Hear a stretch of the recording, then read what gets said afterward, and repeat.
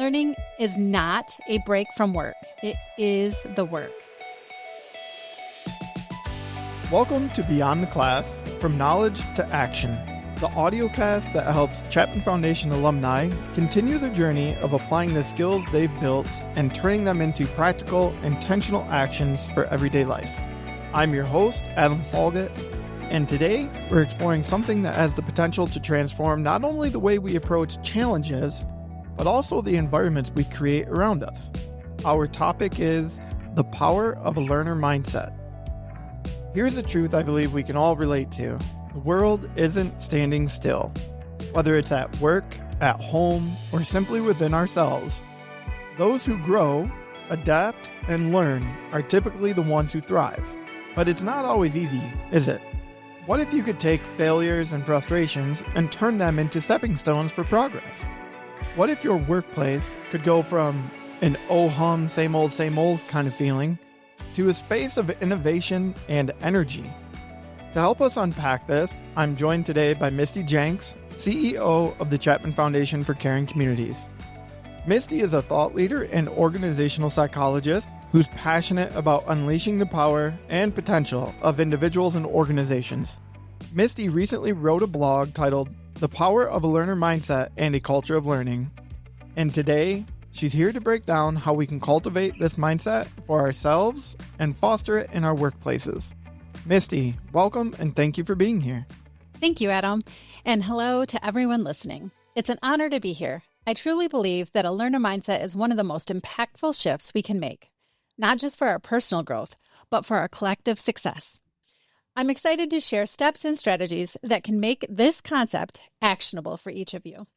So, Misty, your blog draws this incredible connection between a learner mindset and the environments we create.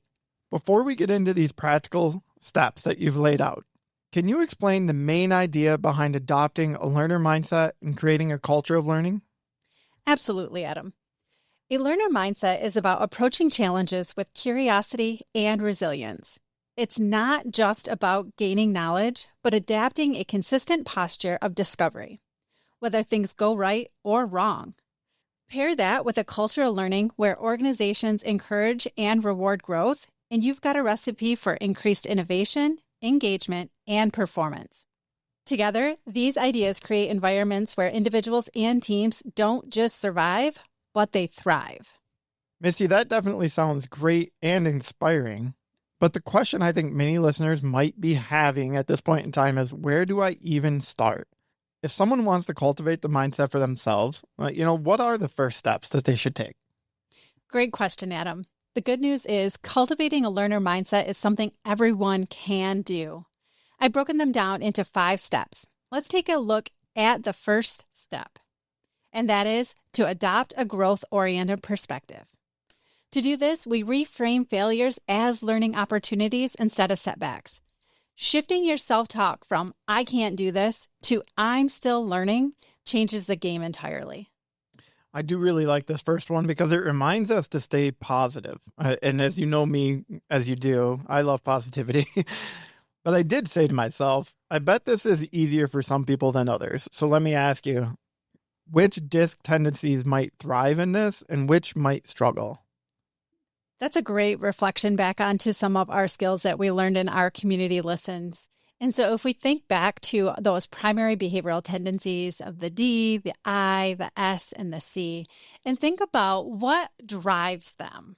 So first, for our D behavioral tendency friends, they thrive on personal challenges. So this one might come pretty easy for those behavioral tendencies. They like to always have that continuous improvement in front of them. Mm-hmm. And then from there, if we transition to our I behavioral tendency friends that really are those influencers and focus on people before task, if we can kind of frame that learning through what can we learn together? How can this be an experience for us? They can really embrace this mindset. Mm-hmm. And now as we switch into our S and our C behavioral tendencies, this might be where some of the challenge comes in, but it is about a mindset shift. So our S and our steadiness behavioral tendency friends do like tradition and harmony. So maybe this might not be the place that they thrive, but but they can. And it is just about what is that one single step right now in front of me that I can take to become a little bit better, to improve that experience. And then finally, with our C behavioral tendency, their need is for perfection. So this is where they can kind of get tripped up. If they're seeing this as a way I'm not perfect instead of a way that I can be perfect or better in the future, that minor shift in mindset can help them with this. I love those reminders of how certain behavioral tendencies, it's going to be more natural to do some of these things, and other ones might be a mindset change. And so if you hear that, my S and C friends, don't take it personal. Do your best to adapt mistakes into a growing opportunity and give yourself grace. Okay, Misty, let's move on to number 2 and number 3, which I think go hand in hand a little bit. Yes, number 2 is to seek and act on feedback. So with this, don't fear feedback. See it as a tool for growth.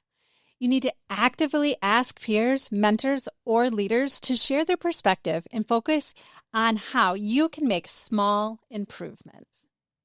Number 3 is to develop a habit of curiosity. Start by asking good questions. Instead of assuming you already know, seek out different viewpoints. Read daily or listen to podcasts like this one to broaden your understanding. So do you have an example of a time when either one of these mindsets is something that you've seen utilized? Yes, I love both of these, but if we were to look at to seek and act on feedback, like we can easily think about this from an individual lens of how can I ask my leader or how can I ask my peer when I've done something new for the first time of, hey, after this experience, can you please provide me feedback? I would really appreciate it. But I also want to take this from a leader lens. The one thing that you can do as a leader is to ensure that you have embedded a continuous improvement process into everything that you do. So the model that we use is PDCA, which is plan, do, check, adjust. So at the close of any project, we ensure that we take time to evaluate what went right, but maybe what could we also improve on. So just ensuring that you've identified the framework that you're going to use and where in the process do you embed that. So when you're talking about looking at that feedback, then it's really a great opportunity to make change, make things better, improve maybe a process that went well but could go even smoother.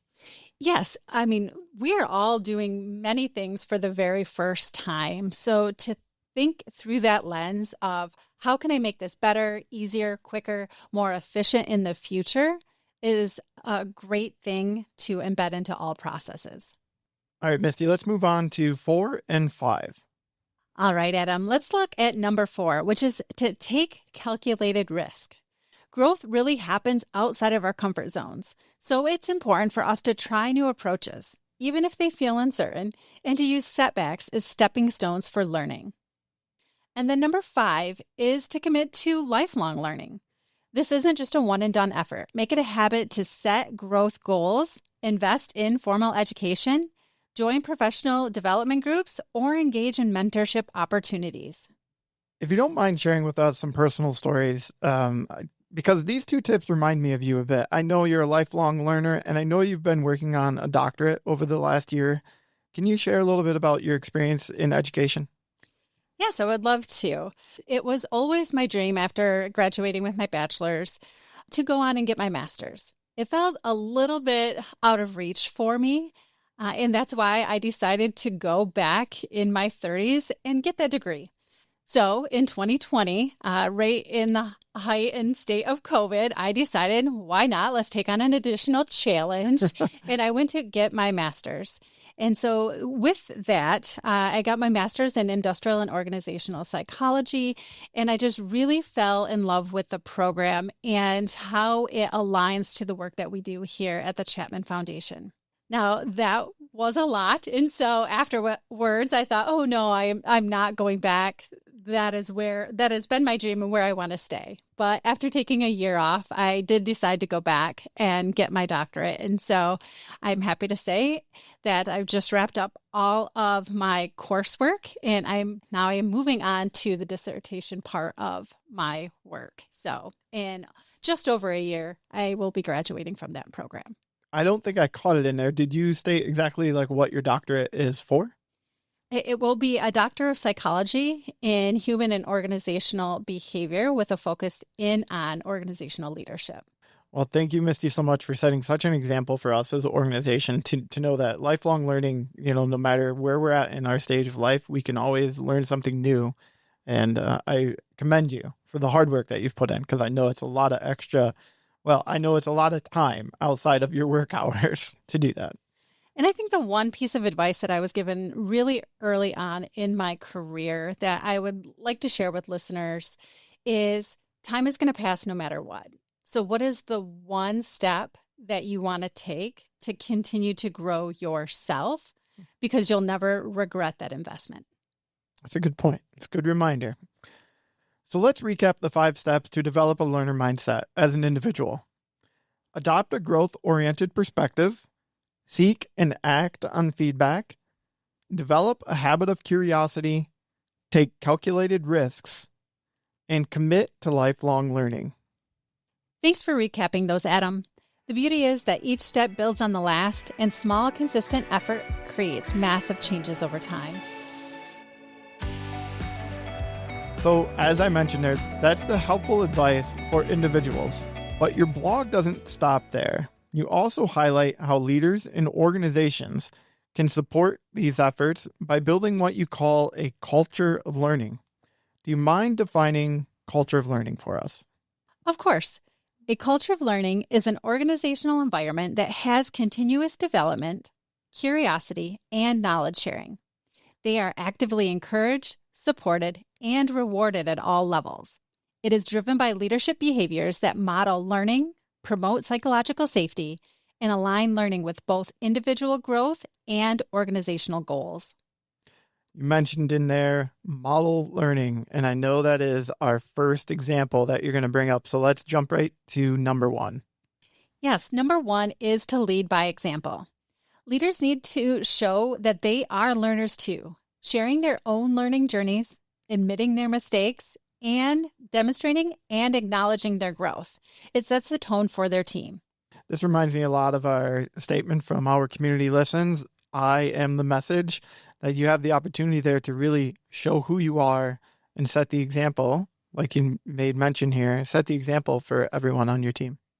Yes, it is important to always remember that we are the message, and it is critical for us as leaders to adopt that into our leadership. So moving on to number 2 and number 3. Number 2 is to encourage knowledge sharing, where we can create platforms for exchange, like team member workshops or mentorship programs, where we recognize and reward team members who contribute to the collective learning process. Number 3 is to integrate learning into daily work, where we embed learning into regular workflows with short training sessions, maybe lunch and learns, for collaborative projects and coaching opportunities, providing access to e-learning platforms, books, and other resources that might be available. When I reflect on those 2 statements, I think about the things that we have access to as employees for the Chapman Foundation. And you mentioned Lunch and Learns. That is something that we implement monthly. We also have the opportunity to utilize professional development dollars. Can you touch on that a little bit and why you find that's important? Yes, as leaders, we can say that this learner mindset is important, but if we don't back that with organizational structures and resources, it'll fall short for our team. So it's important for us as leaders to designate dollars that can help support us and every single team member in their growth and development. All right, so moving forward, let's move into number 4 and number 5. Yes, number 4 is to provide psychological safety.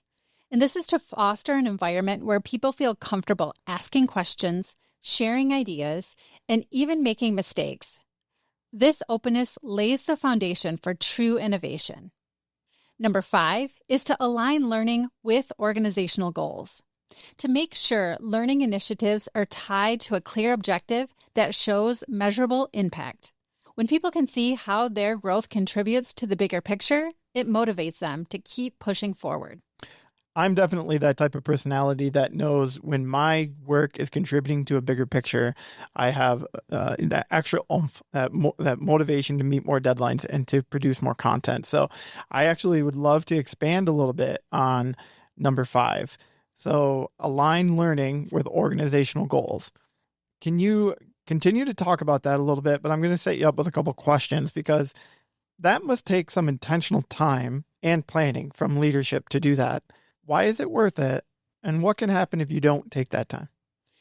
So the truth is, Adam, that organizations don't grow. The people inside of it do.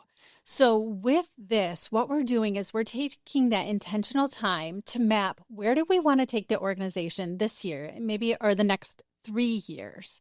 And once you have that vision and picture, then you can take time to step back and reflect and assess what skills and abilities do I have on my team and what might I be missing to get us there?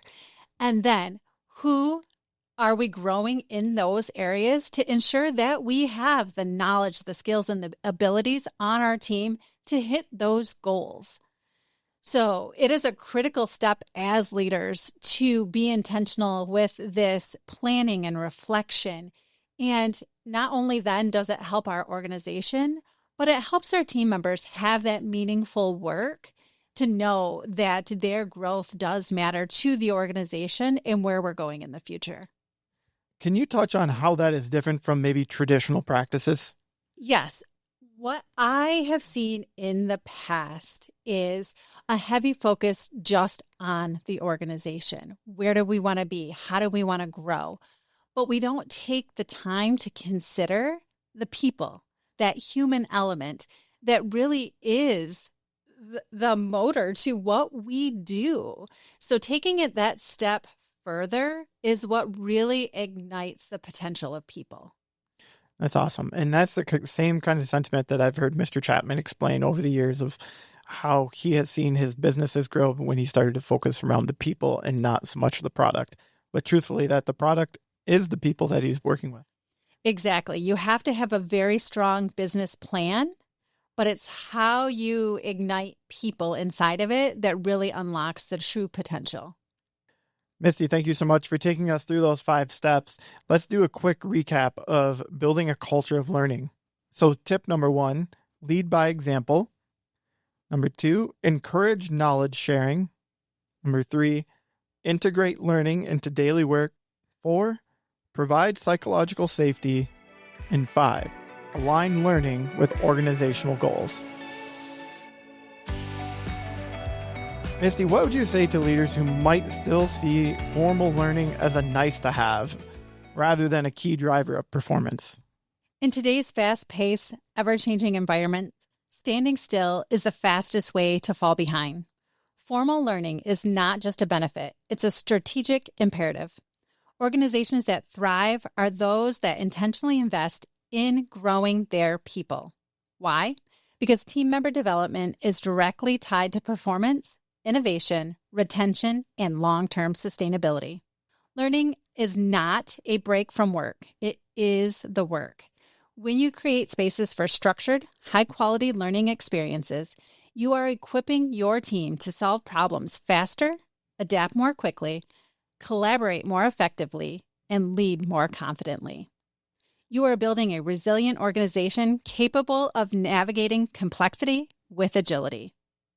If performance matters, and I know it does, then learning must matter too.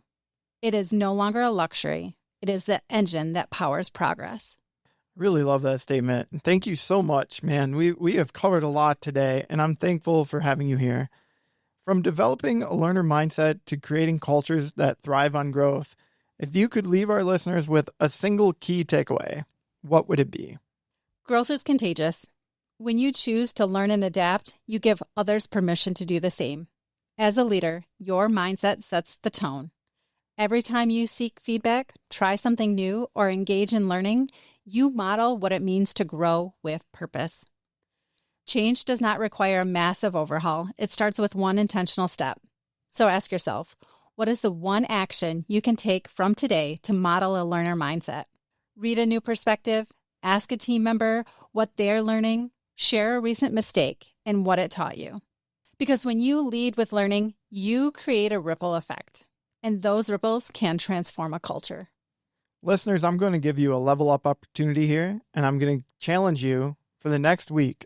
Identify one step from today's conversation, whether it's asking for feedback, fostering curiosity, taking a risk, put it into action and see what happens. Misty, if we have a listener out there who wants to know more, wants to connect with us, what's the best way for them to do that?